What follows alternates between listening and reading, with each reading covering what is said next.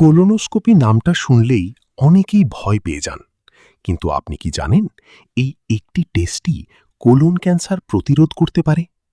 Colonoscopy হলো একটি পরীক্ষা যেখানে একটি সরু নমনীয় টিউব, যার সামনে ক্যামেরা থাকে, সেটি দিয়ে পুরো বড় অন্ত্র অর্থাৎ কোলন এবং রেকটাম ভিতর থেকে দেখা হয়।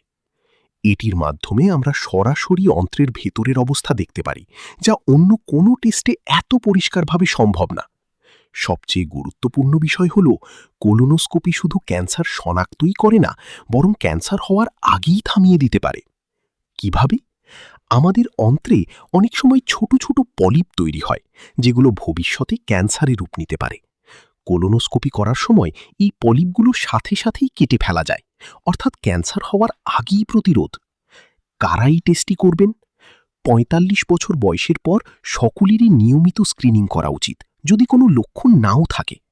যাদের পরিবারে কোলন ক্যান্সার আছে তাদের আরও আগে শুরু করতে হবে।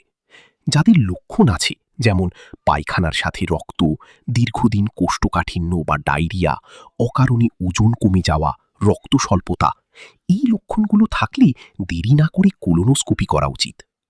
অনেকের সবচেয়ে বড় ভয়, এই টেস্ট কি খুব ব্যথাদায়ক? আসলে না। কোলোনোস্কোপি সাধারণত ঘুমের ওষুধ বা সিডেশনের মাধ্যমে করা হয়, তাই রোগী খুব একটা ব্যথা অনুভব করেন না।